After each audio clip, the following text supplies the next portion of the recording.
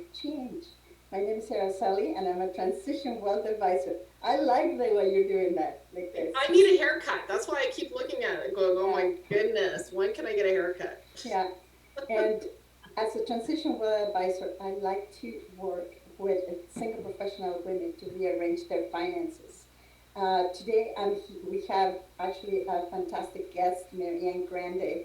And Colette, can you introduce yourself and introduce our guest? Of course. Hi, everybody. My name is Colette Rabba. I am a residential real estate broker that works in GTA West.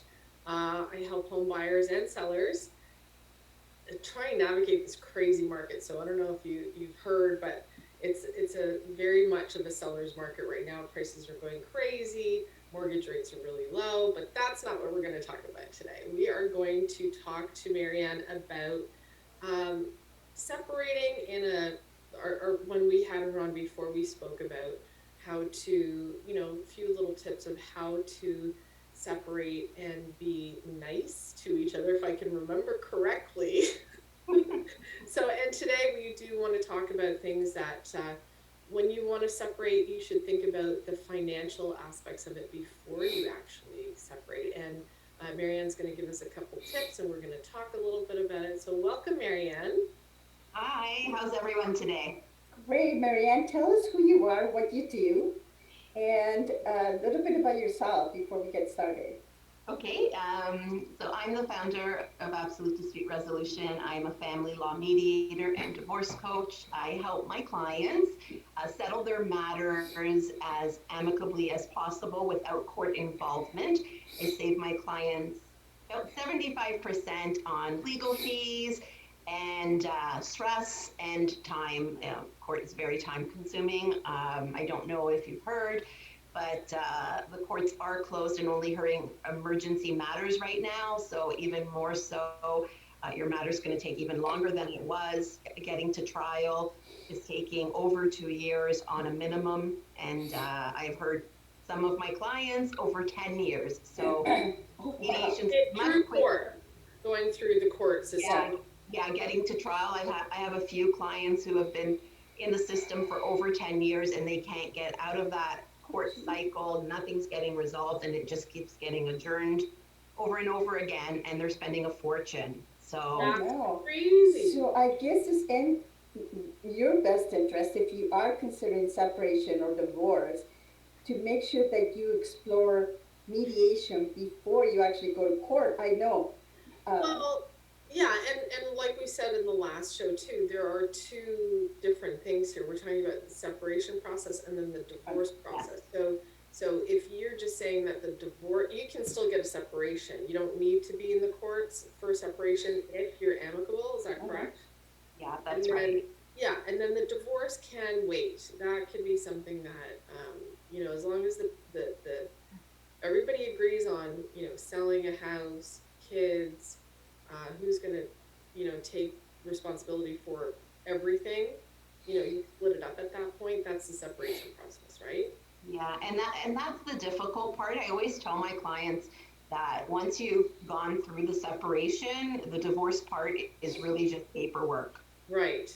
By the time you get to the part where you need to file your divorce documents with the court, everything should be resolved. You shouldn't have any outstanding issues, Right. Okay. So Oh, now this is right? the thing that let's just play a game. yeah. Shall we, for our viewers who are not really sure if separation is right for them, and how do they do it, and how do I get started, and it really, it's not like an overnight, like, oh my gosh, yes, absolutely, I'm sick of your face, it's COVID, I don't want to be with you Get anymore. out. Yeah, there is a process to saying, okay, is this relationship done? Like, are we really, oh, is it over? And some things that you can do, and it doesn't matter if you're a woman or, whoever Yeah. whoever plays this part in the separation process. If you're interested in thinking about it, or like saying, okay, well, I know, my spouse is whatever, gambling our life savings away. What do we do? So we're talking about the financial aspects. If you're both laid off, is this the time that you really want to separate? There are Yes. questions that you have to ask or answer for yourself before you go through that step. And you know Right? what? This is for anybody that is just not when you're separating. Of course, when you're separating, Yeah. it's enhanced. The problem is enhanced. But I think that if you are in a relationship, you should be sharing all the financial aspect, whether you are the one managing the finances or not. But you Right. should know exactly how things are divided and how you're going to be moving forward, because when you are going to separate, that's when the problems begin. Oh no, I think that you should have this, or I think you brought this into the relationship. Oh no, I'm not going to share this with you. And I think that that should be talked about throughout the relationship, just before, even before you get Well, married, do if you possible, find right? in that financial world with your clients, do you find that, Araceli, that, and I don't want to sound sexist here, but do you find that like more women because you deal with women? Hmm.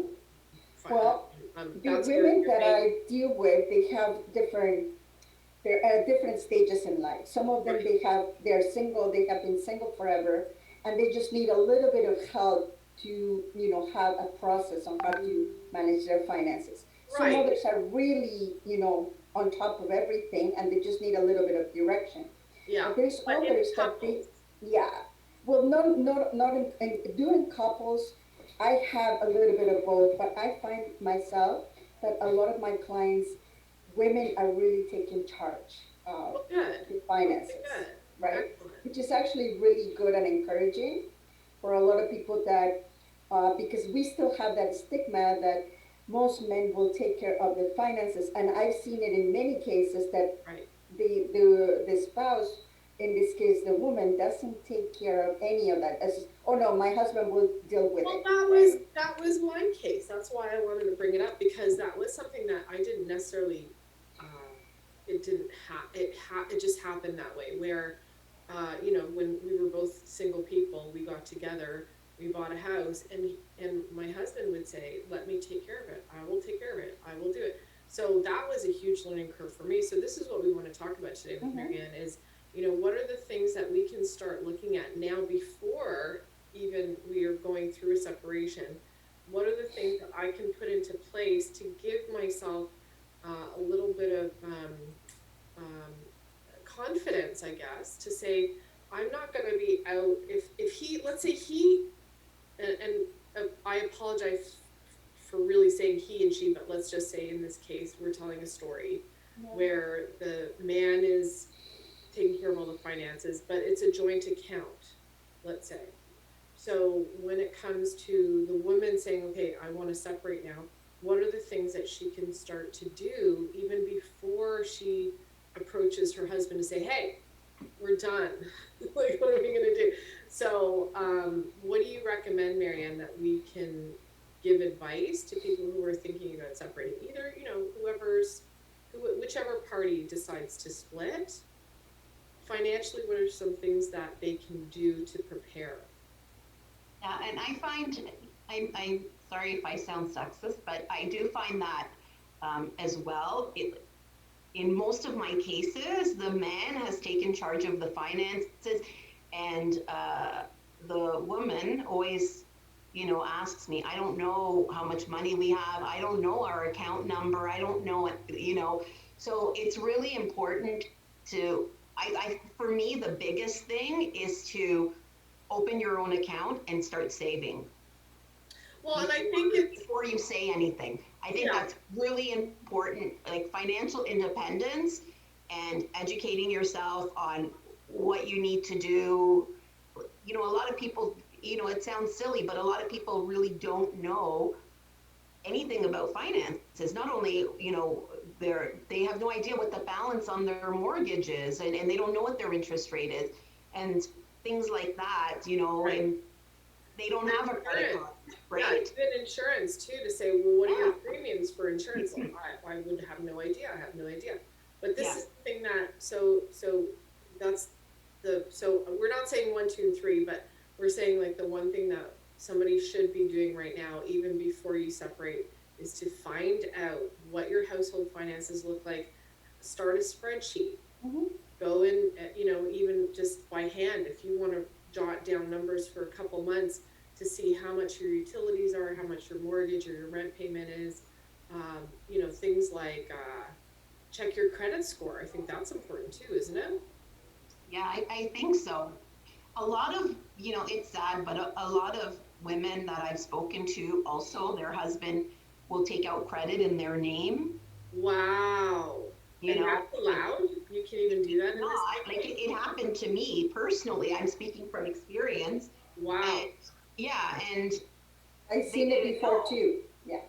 Well, I right? guess, yeah, if you fill out a credit application online or, you know, even Yeah, old fashioned on a Yeah. paper, they don't And see and you sometimes mail it the in. yeah, sometimes the woman doesn't even know what they're signing. Just sign here and that's exactly. it. So it is important, when I work with my clients, especially with somebody that has just been separated, I always go and do something that is called a net worth statement.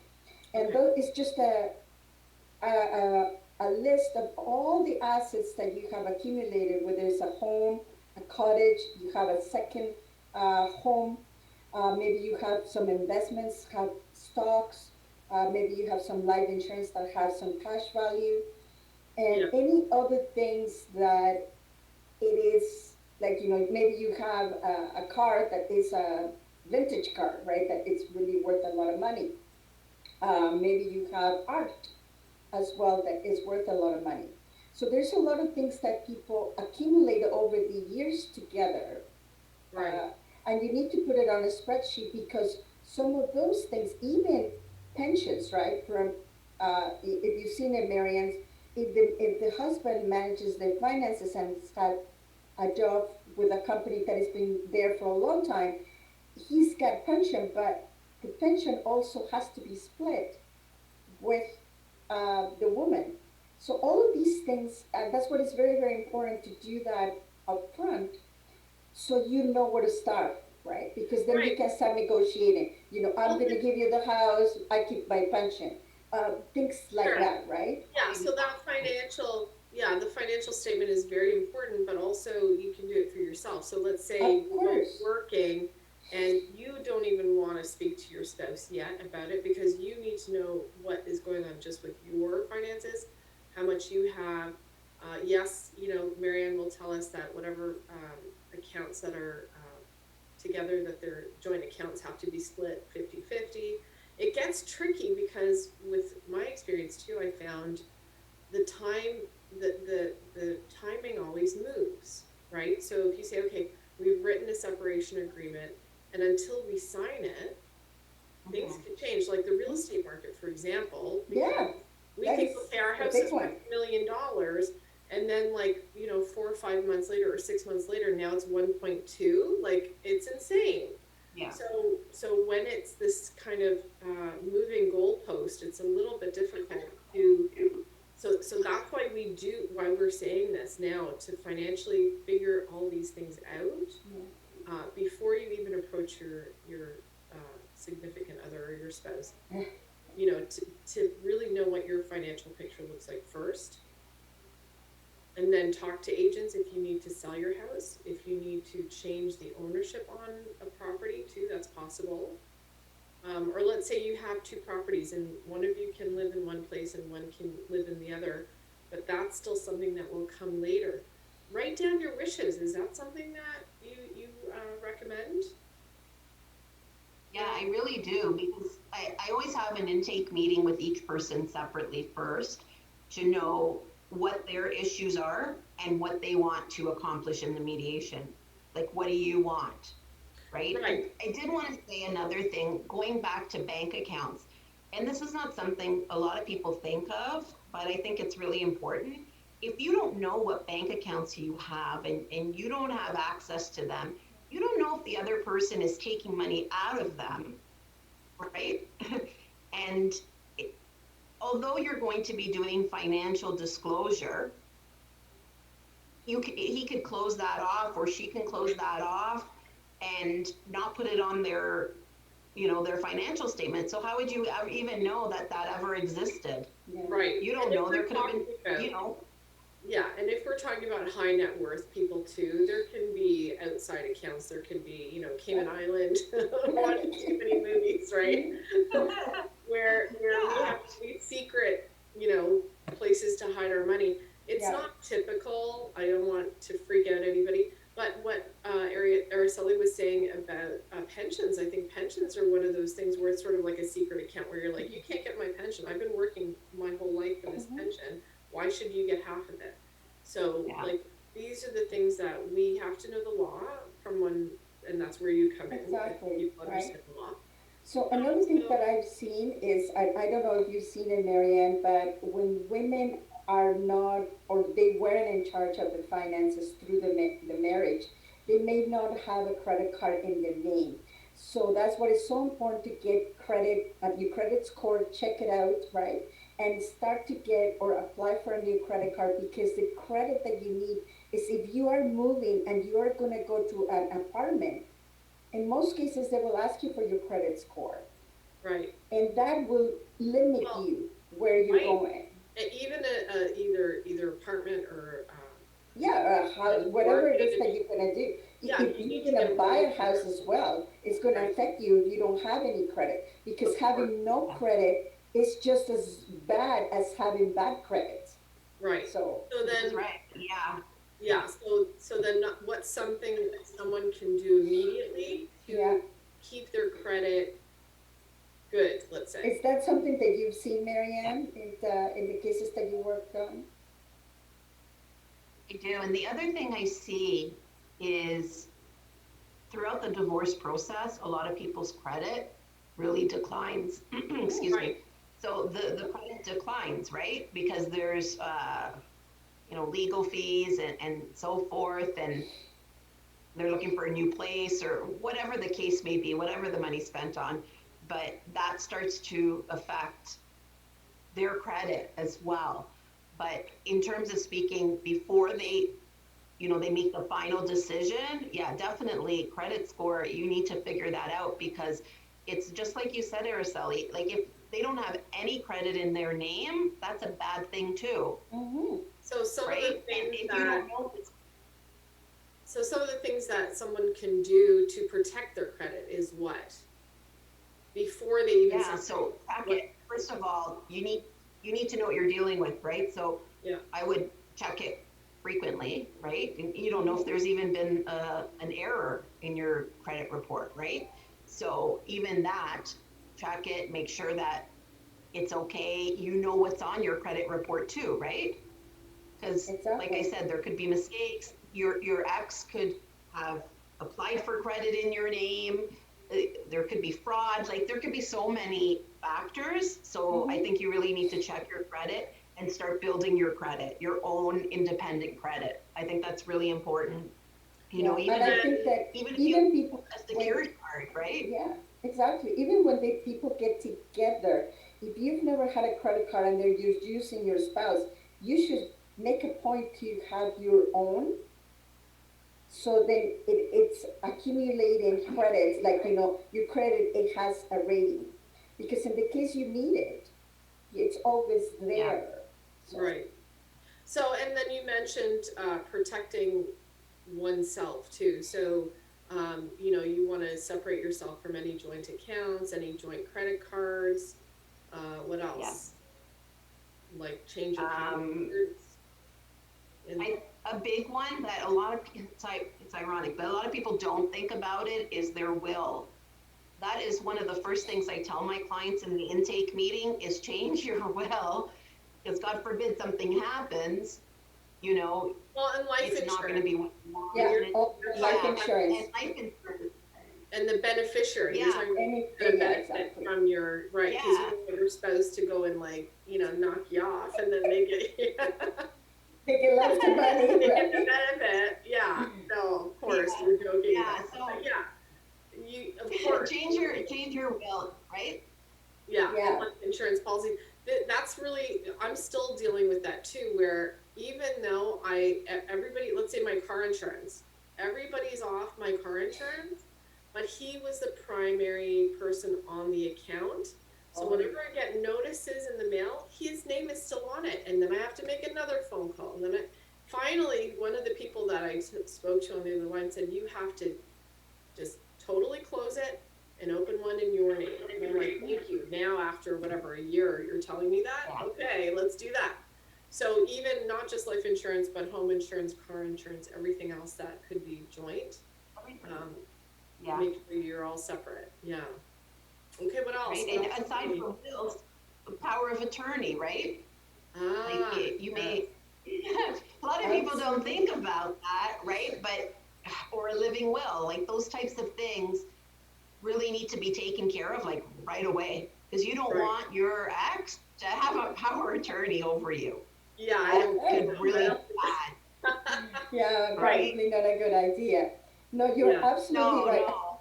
The thing is, all of these things that we're talking about today financially, I always kind of put it into like a house, right? If you see a house that is working correctly, there's wires and behind the wall. Nobody sees them. You want to see just a really nice bathroom or kitchen and all sparkly. But if you take care of your finances, that's basically the wiring, right? If the wiring is incorrect, doesn't matter how beautiful your house is. It's not gonna look. You're not gonna have a light, right? Yeah. And so take care. Like the finances is like it's hidden, right? Nobody sees them, but they see it with what is happening around you, right? And it is important. All of these little documents. And especially when you're going through separation, I know it's very emotional. I have gone through it. And believe me, it's, you don't want to talk to anybody. You feel embarrassed. You feel, in such a vulnerable space that you don't want to really disclose sometimes, right? And I think that is a mistake for people, that you need to let somebody, a professional, whether it's like if you're going to sell your house, right, or you're going to redo your finances, your life insurance, or somebody like Marianne, which is a mediator, just tell, this is what we are dealing with. How can we get alive out of this situation? Well, and I agree with you 100%. And I think a lot, like, listen, we're in COVID. It's not a really easy time to get any advice or, a sit down with someone. Marianne is available through just like this, like a Zoom call or a phone call, just to talk about it. The other thing I really liked what you said was, you financially, you should, what Araceli was saying, like about, you have that, exactly what came into my mind was, you have that little emergency kit in your house if things go wrong. Financially, you should have the same sort of thing where you have a separate account, you should have an emergency fund. And what Marianne was saying about how this can get very expensive very quickly, and your credit could suffer. This is something that financially, it's very expensive to get a separation, but if you have an emergency fund that can sort of pad your way along. And then it's in your name, so nobody has access to it. Right. So that's something that, and you can even explain that to your spouse too, to say, look, we really need to, this is going to cost both of us money. How do you want to do it? Marianne, when you go through somebody like Marianne, that you don't have to pay lawyers and do you have a retainer even, Marianne? I do. Yeah. I normally have a retainer of $2,000 a person. Okay. So that's way better even than a lawyer. Oh, yeah, for sure. So, yeah. So understanding, like each person is that per couple or per person? It's per person. Okay, so you know that as a couple, you're going to look at about $4,000 just in a retainer. So to really do a few of these things before you even speak to Marianne to get ready, and then go to Marianne and say, okay, what's the next step? What's the next step? How do I do that? How do we do this together? And if you are amicable in your separation, Marianne would be the perfect person to help you with that. For sure. I do want, oh, sorry, Araceli, go ahead. No, go ahead, Marianne. Okay, I was going to say another thing that's really important is to reset your passwords. I had a mediation where the husband confided in me and said that he could see all the emails I sent to his ex-wife and all the emails she was getting. She never changed her password. Oh, wow. Just, yeah, which is something you don't think of. The computer saves it, right? Nice and easy. But in the end, I had to like pull the wife aside and say, you need to change your password now. It also goes deeper than that too, because if you share the same Wi-Fi, like in the same house, I know, like I don't trust anybody with computers and knowing if you share the Wi-Fi and things like that, or if you know your Apple ID or whatever those things are, like that's a huge like, change with all of it. The other thing, when you were speaking too, it just something else dawned on me when people don't realize too that you have your mortgage, but if you have a line of credit on your property, you got to shut that down. So you have to call the bank immediately and say, nobody's allowed to take any money out on the HELOC anymore. Like Exactly. Stop. So that is something that I didn't even think about, where I thought, oh, okay, like when I called my bank and I said, oh, my husband and I are going through separation. Immediately she said, we're shutting it down. So, what do you mean you're shutting it down? She goes, oh, just the HELOC. You can't borrow. Nobody can borrow off the HELOC anymore. I'm like, oh, thanks. That's great. So they actually told me that.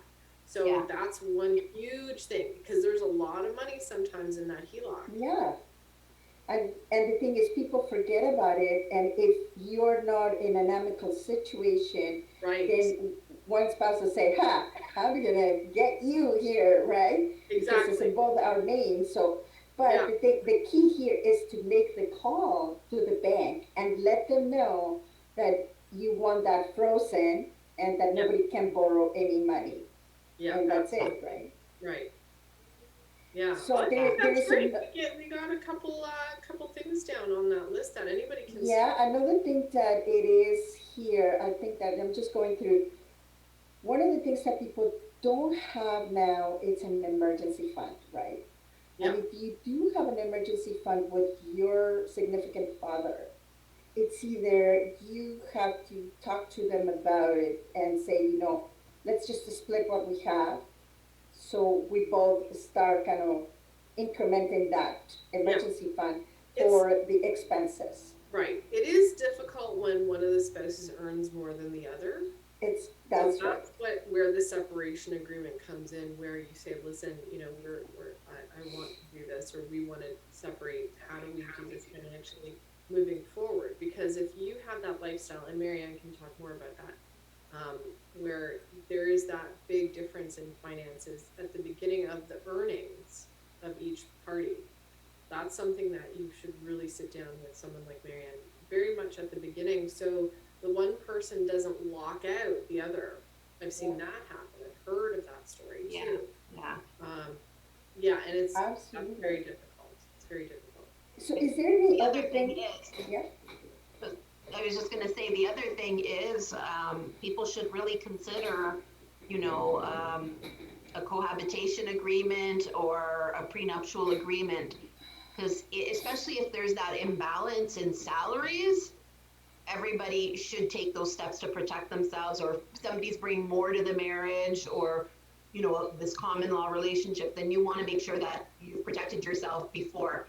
And I know a lot of people do not like it because they think that it's a bad omen, or you're going into the relationship expecting it to dissolve, right? And I don't feel that that's the case. I think you also have to think of it as a business relationship at the same time, because you're combining your finances.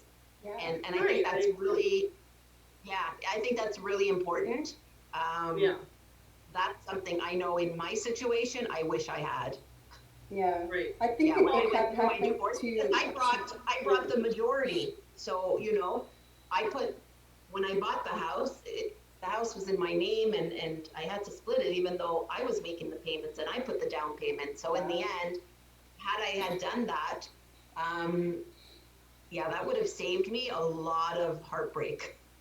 Yeah, it's not fair. And especially if you go to the bank with mom and dad and they give you money for a down payment on a house, let's say, that is gone. That is now 50-50 no matter what. So those are the things that when you do have a separation agreement or a prenup, to actually write all that in, to say, okay, look, if we ever do split and we need to split the house. And you can also do that on title too, to say you own only, 70, you own 70%, you own 30, depending on how much you put in, and that will stay on title forever. So until you sell the house. So these are things that even if you don't want to do a prenup, you could do it in a different way that will still protect you and say, okay, this is, or like you were saying, the cohabitate, like you don't have to co-own the property together. You can just have a cohabitation agreement and one person is the owner. So and the other one is paying rent, let's say. So there's a lot of ways to slice it. Talking to the right people before shit hits the fan, right? So is there any other thing that you've noticed, Marianne, that people can just do it in advance? I like the fact that you said that treat it like a business agreement, which it is really when you look at it. You are in a relationship just like you are in, if you want to do a business with somebody, you write a business agreement, right? A partnership agreement. So it is the same thing, but I think that because it's so emotional, right? Like that you're combining something emotional, then people forget the other part, which is still happening in the background. So what else? Sorry, Marianne. No. What else do you see that your clients are having a hard time with that maybe they could prepare ahead of time? Really just knowing even what the laws are, right? I think that's really important to know what you're entitled to.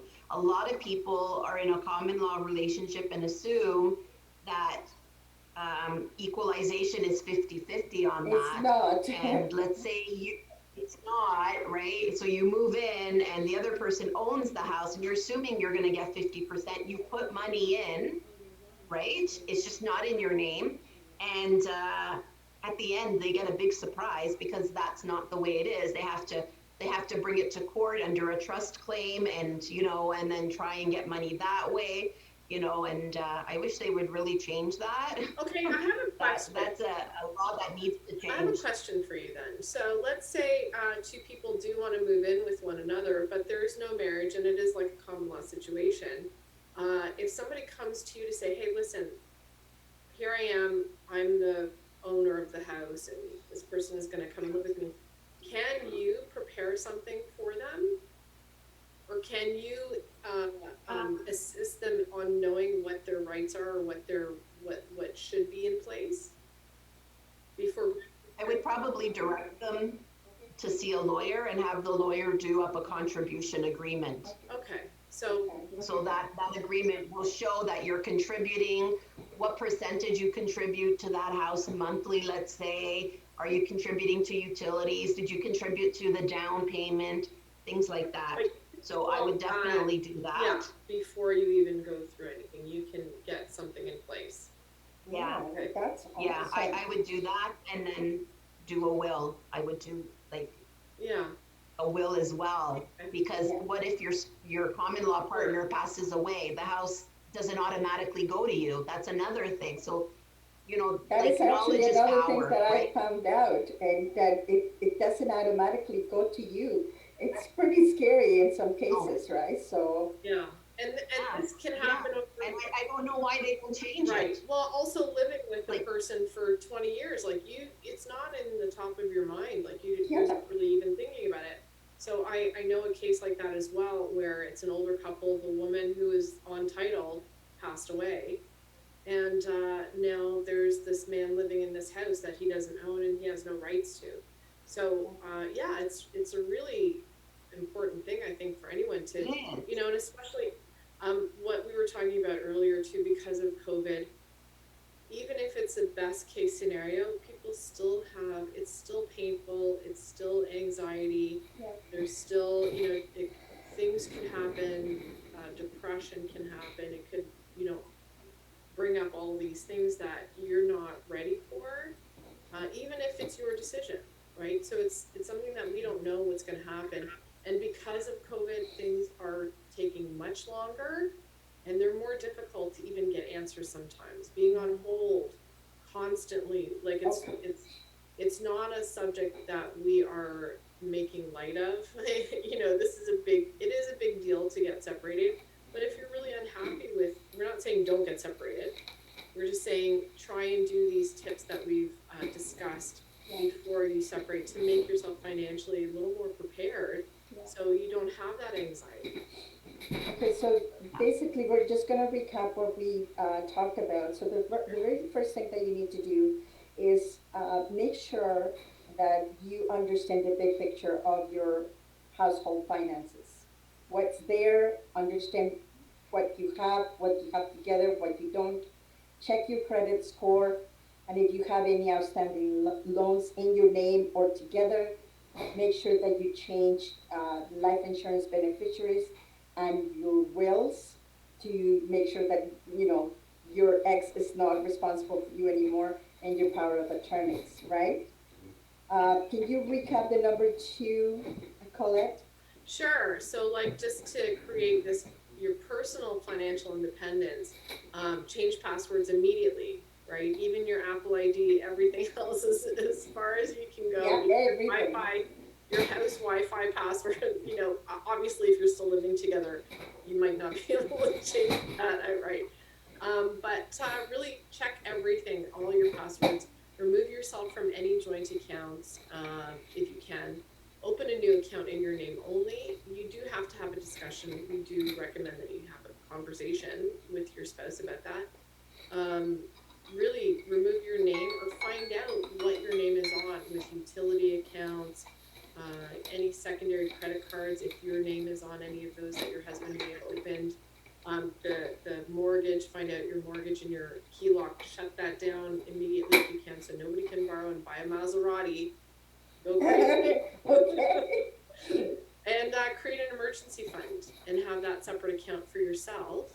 And then go talk to Araceli once you're Yes, ready please. to create, and to really create a new plan for yourself, a new budget, because once you're separated, now you have this freedom to say, okay, maybe my spouse didn't think that putting money into RSP was important, or where am I going to put my money? Maybe I want to start doing something else financially with my money.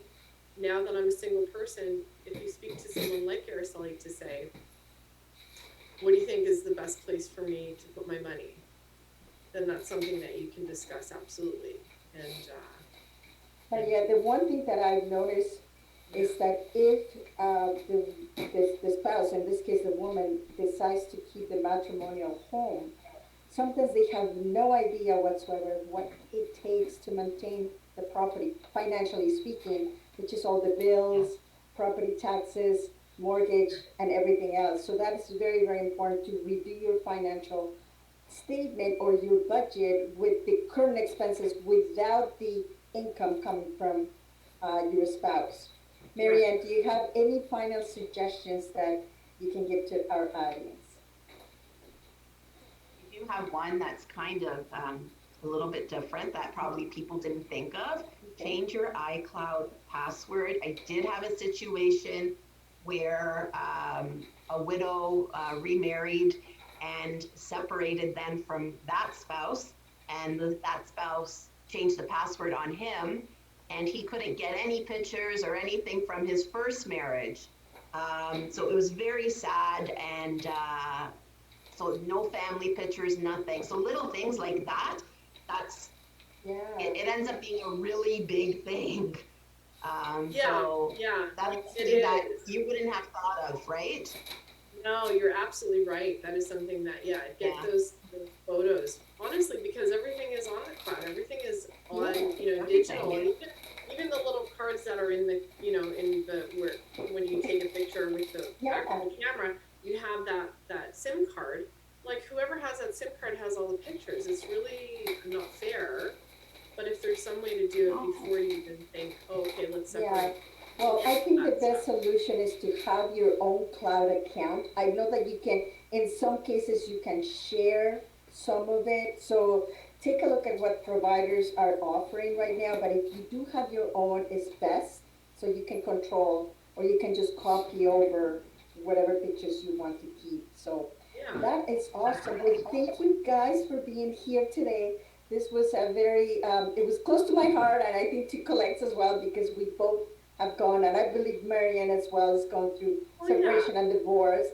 So we really do speak from experience, Well, we and want I to hope help. that this helped you. So Yeah, we want to help whoever is going through to know that you're not alone in it, and there are people that we can. It's just a conversation. yeah, and just reach out if you have any question, something that we didn't touch up today, and you want more information. We'll be able to either direct you to somebody else if it's not us that we know the answer. But yeah, by all means, thank you, Marianne, so much for being here and Thank sharing you all so your much. wisdom. And thanks, Colette, again. So we'll see you guys next week with another episode. Thank you Thanks, so much. Araceli. Thanks Okay, for joining us. bye bye. Thank you. Bye. Thank you. Bye.